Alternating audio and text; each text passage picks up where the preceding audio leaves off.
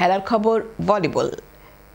সিলেটের গোলাপগঞ্জের ভাদেশ্বরে অনুষ্ঠিত হয়েছে ওয়ানডে সওদাগর বাড়ি ভলিবল টুর্নামেন্ট 2025।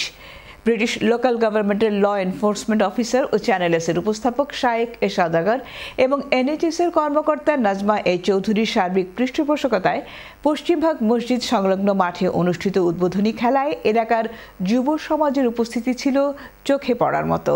পশ্চিমভাগ তরুণ সংঘের আয়োজনে উদ্বোধনী অনুষ্ঠানে কমার্শিয়াল ব্যাংক জিন্দাবাজারের শাখার প্রধান ইশতিয়াক আহমেদ চৌধুরীর সভাপতিত্বে প্রধান অতিথি ছিলেন ভাদেশ্বর ইউনিয়ন পরিষদের চেয়ারম্যান শামীম আহমেদ।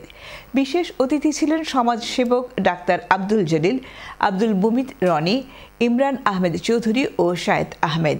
খেলায় চ্যাম্পিয়ন হয় দক্ষিণভাগ ভলিবল দল ও রানার আপের গৌরব অর্জন করে পশ্চিমভাগ ভলিবল দল।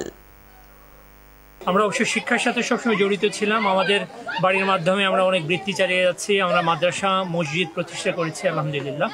এই প্রথমবারের মতো আমরা পরীক্ষামূলকভাবে চালু করলাম। যদি এটা একটা সুস্থ বিনোদন, এটার সাথে আমরা থাকতে যাচ্ছি ইনশাআল্লাহ। গ্রামের সবাইকে ধন্যবাদ জানাচ্ছি, সবাই আমাদের সাথে আছেন। বাদেশ্বর বিভিন্ন এলাকার যারা গণ্যমান্য সমাজসেবক আছেন তাদের উদ্যোগে আমরা নতুন করে আবার উজ্জীবিত হয়েছে প্রায় দীর্ঘ 3-4 বছর থেকে।